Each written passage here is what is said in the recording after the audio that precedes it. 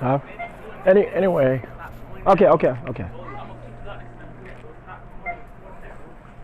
boss keep telling me you keep doing that. It's Doing that. Stop doing that. okay. Well, listen. Listen.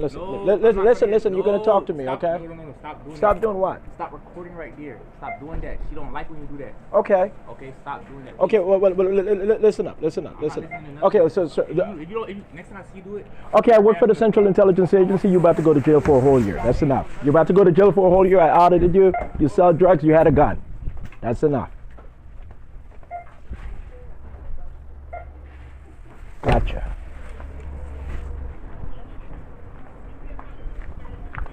Yeah, so the young man in there,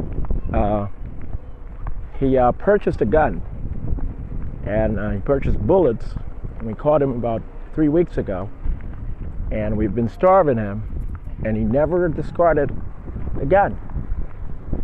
So we're about to send him to prison for 1.5 years, and we are not going to let him out on weekends, or he's not going to get any work release. He's going to be in prison for 1.5 years. I stood there and I waited for him, okay, to say his yabbity yap. You know, he was instigating a lot of stuff, and so he's gonna.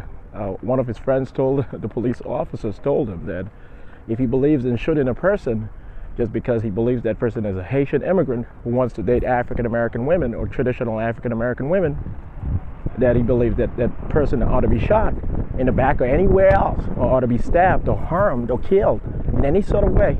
He's going to get shot in the back, and he's going to have to, by police officers, white police officers, and he's going to have to hope that he survives. So he said immediately he has to spend 1.5 years in jail and being a drug dealer for the rest of his life, in and out of jail. I gave him an opportunity. I told him to go get his GED. He said only a Muslim would believe in education and getting a GED after dropping out of high school. Not myself. I'm speaking of himself. Okay, Letitia?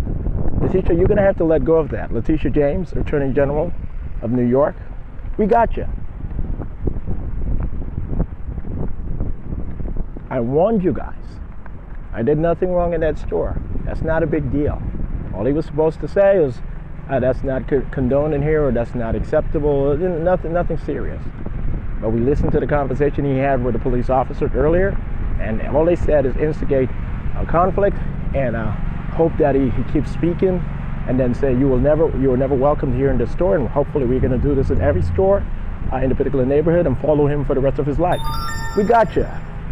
Orlando Police Department. I do manage every law enforcement agency and department here in the state of Florida, and I don't have to meet up with you guys in person. I never do for the most part. I instruct all the audits and the investigations. Shut up. We caught you guys. You guys have surrendered to the law. No retaliation, no fighting back, no preparing for any goddamn shit. You humble yourselves and you cry. Each and every one of you guys who were involved in preparing to harm me will lose your leg to lawful amputation. Okay? You guys have gotten caught. And not for the last time.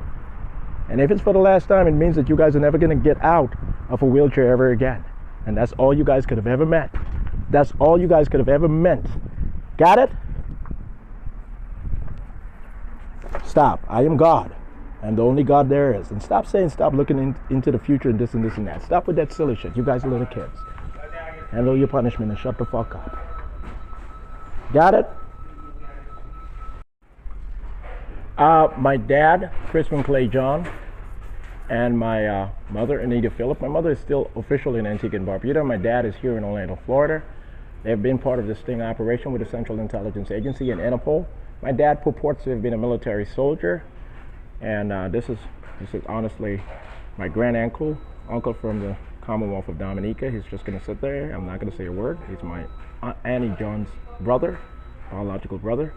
But anyway, my dad had to say over the phone that Shawn has lost his mind. He's now fighting with police officers apparently, and this and this. And my mother has been saying Shawn is going to die if he keeps telling America to become a better place, or this and this and that. We caught you guys. Attorney General of New York, Letitia James. We caught you guys. I am Jesus Christ.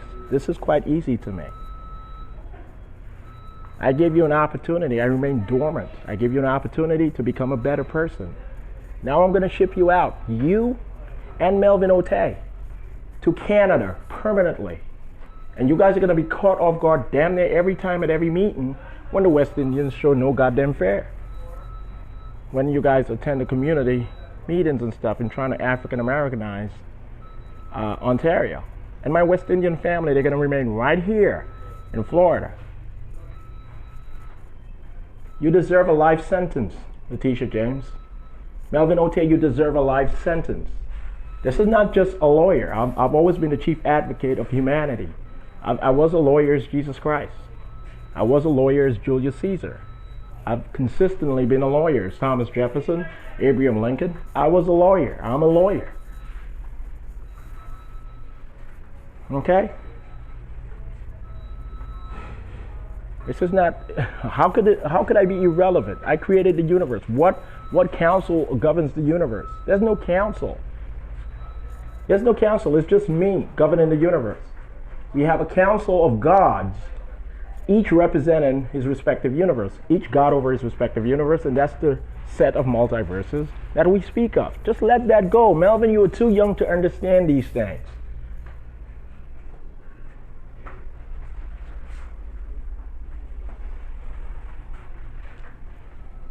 Now, moving forward, you guys are going to want to, and eventually you guys are going to get to the point of asking for mercy.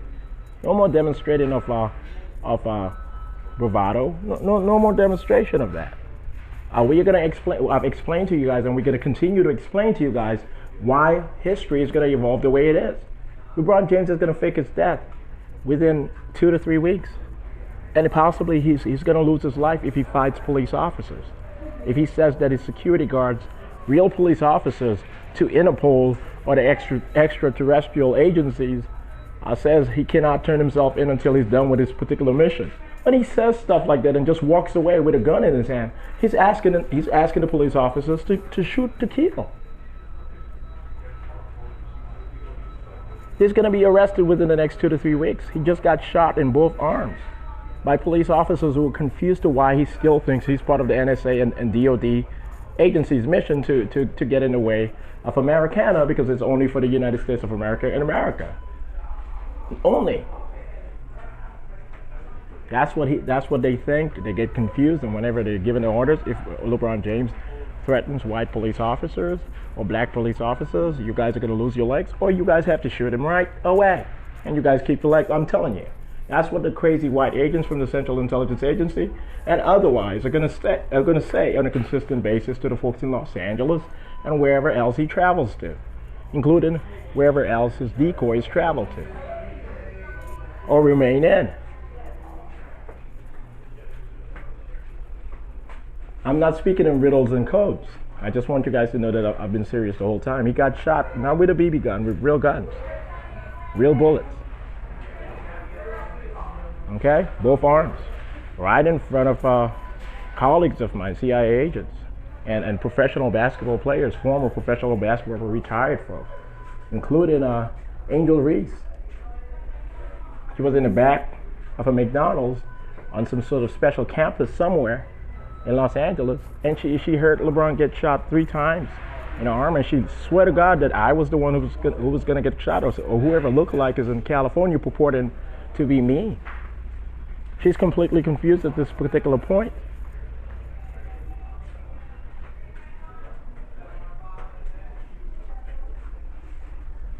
Do you guys understand? I'm here to protect my daughters. When she does not know that she's dreaming into this world from a higher dimension and that she's my daughter. I have 3,000 daughters. I mean, I have 5,000 daughters. And I have 3,000 DNA daughters who are my wives, the mothers of these 10,000 children that I do have, 5,000 of them being females, who I love as my daughters and wives. I created their avatars in the second dimension when I created the second dimension. The higher universe, the governing sector of this universe, but the higher dimension between the higher universe and this universe. Okay?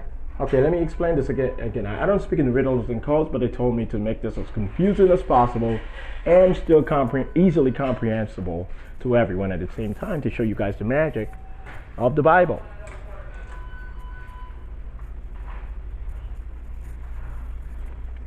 Okay? I'm not joking around with you guys. Stop.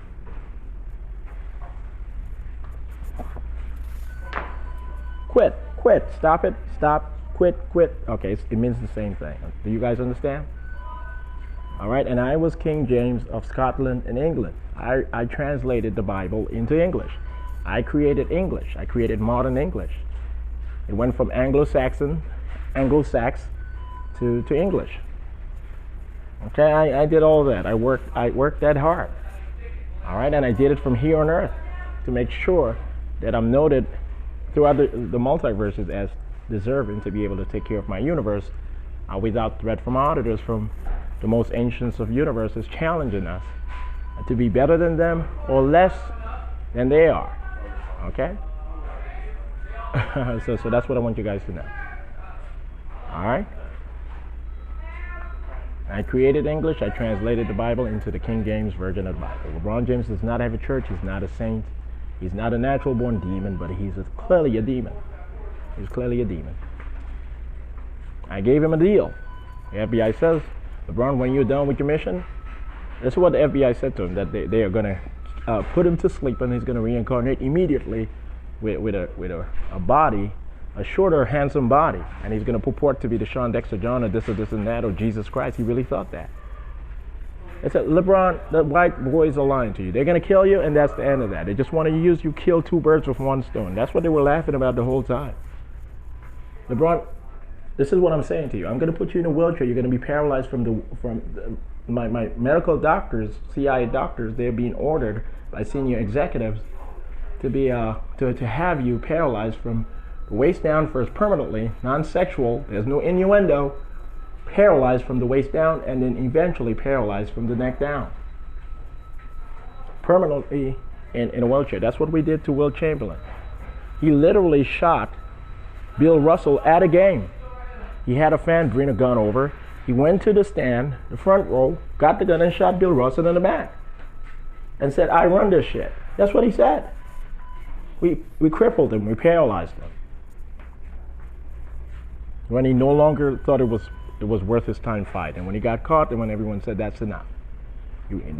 Will Chamberlain, you raped too many women, too many girls, you raped too many men in trying to scare them away, and he shot too many people. And we are pretty sure that he might have mistakenly shot someone or intently shot someone to death. We are certain of it. This is the kind of personality I cannot condone. Okay? I want you guys to know that. So we faked Wilt Chamberlain's death, and eventually he was paralyzed from the neck down. That's what we are going to do with LeBron James if he does not ask to lose his life right now. When confronting the white and black police officers and military folks, we're going to say to him, LeBron, we give up. There's nothing we can do. It's a staged world war. That's how nuclear warfare comes to an end. There's nothing we can do about it. We were just going to use you, and whatever. He's going to figure that out.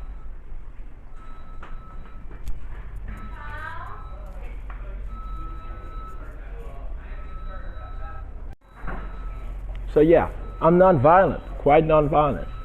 Okay, I want you guys to know that. They said that why they lied and said that LeBron James raped my wife in front of me and did not do anything about it. They said they had an obligation to tell that lie because I told the truth that Jay-Z, so scared of LeBron James after LeBron James shot him, let LeBron James rape his wife. Beyonce knows. And they thought I had to pay for that. Did you see how crazy Melvin Ote was the whole time? Melvin, stop saying get out of your country. Stop saying leave us alone. We are not going to leave you guys alone. We're going to torment you guys into becoming better people for the rest of your lives. I'm going to be too busy doing what I have to do to make the world a better place. But my agents, they are so happy and so prepared to humble your spirits for the rest of your life. You're going to be in Canada, buddy. But anyway, yeah, I'm not a violent person. I've never shot a gun at anyone. I've never owned a gun. I've never rented a gun. I've never owned a knife or some sort of combat knife or some sort of, battle knife, whatever you call it. I've never rented anything of that nature. I have not willingly or orchestrated any fights, physical fights. I'm not that kind of person. You know? I was Achilles. I was King David. I didn't know how to fight. I was greatest warrior ever. And this and this. I always responded to attacks and so forth, as you can see in the Bible. You know? But I'm not a violent person. I'm not a person who seeks out war or conflict or any of that. I beg the U.S. government to refrain from hurting the Ukrainian people, to refrain from hurting African Americans, to abolish the disenfranchisement policies, to refrain from hurting immigrants and migrants. I beg the U.S. government, I purported myself as a lowly agent or auditor of the Central Intelligence Agency, or just an ambassador or diplomat, humble, articulate, well-intent, humble. And I did so consistently. Then when the threats level went up, when the assassination orders went out, when the execution orders went out regarding the Ukrainian people and all migrants to New York and all migrants, when that went out, I said, guys, Interpol came to me and said, you better warn them that Interpol said it's gonna bomb the One World Trade Center. If they don't listen to you, that's what Interpol is gonna have to do. You know, just be patient. You're never gonna have to. Well, that's what I actually wrote the narrative before I entered Earth. I begged them to say this to me. I just had to be patient. I acted humble. I said, okay, speak to me. Well, that's what they're gonna do. They're gonna blow up the One World Trade Center. They're gonna think that we are setting you up and you communicating that's what's gonna happen if they didn't stop. But they're not gonna be able to harm you, no matter what you say, or at least physically. And they're gonna be shocked at the outcome of all of this. They're going to be completely shocked, and they don't know, they're not going to know why they did not take you seriously. They must have been brainwashed. But anyway, so I consistently stated, guys, Interpol is going to blow up the One World Trade Center. If you guys don't stop, I'm going to make sure that no one dies. I'm pretty sure that you guys are not going to stop, but I'm going to make sure that no one dies. They did not take that seriously. They said he's just asking for trouble. Now, we're at this point. I'm going to make sure that no one dies, but all of Manhattan is going to be nuked. Completely destroyed by atomic bombing. No one is going to die. No one is going to die. No one is going to die. I'm warning you guys. My Father above, Jehovah the Father, he's saying, my Son, Jesus Christ, is saying no one is going to die. But apparently, I shouldn't take him seriously, other than loving him more than I love myself. Well, maybe no one is going to die. That's what Jehovah God is saying, Jehovah the Father.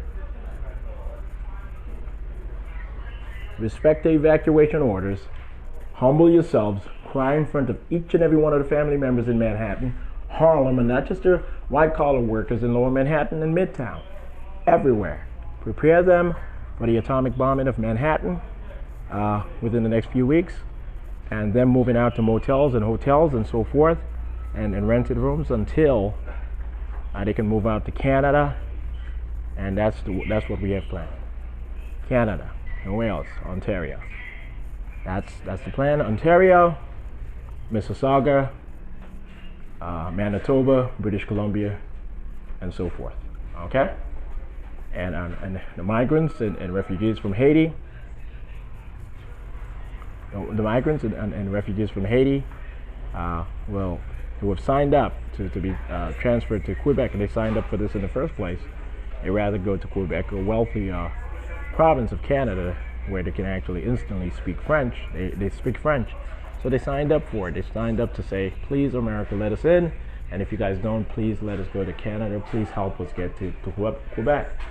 That was their job, prescribed by the Central Intelligence Agency. And so that's what's going on. All right, we're going to open up the borders between Canada and the United States completely, permanently, over the next 2 years or so. Okay? So 100,000 or even more African Americans and Puerto Rican Americans and so forth are going to end up in Ontario and elsewhere permanently. So that's what we have planned.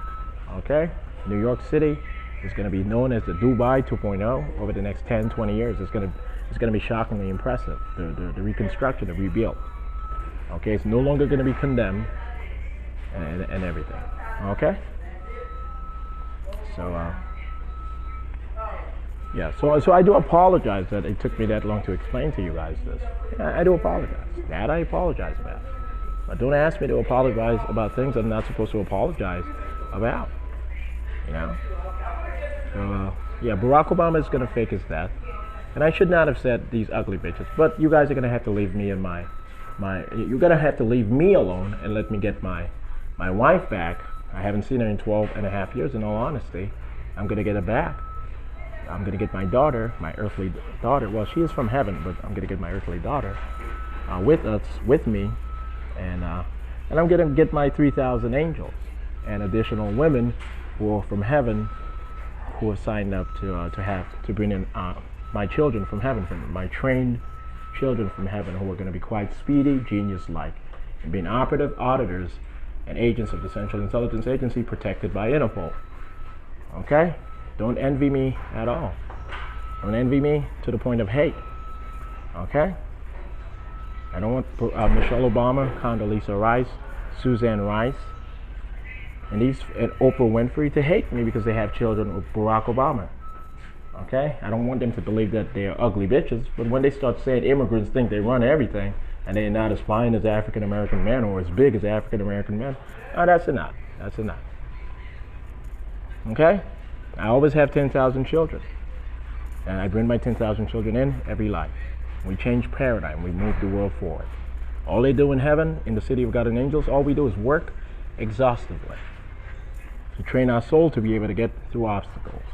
Our souls earn being able to get through obstacles. They work exhaustively. I work exhaustively here on earth, and when I'm in heaven, all I do is write the narrative, write the constitutions, the laws, and this and this and that. All right, I work exhaustively, but they work exhaustively physically and psychologically. You know, so they always train to get through things that no one can get through. They're still trying to figure out how Kobe Bryant got through what he got through. In all honesty, they're very confused. Okay, that's my son. That's one of my royal sons in heaven. He was my favorite son, but I'm going to have to focus on Menelik, Haile Selassie.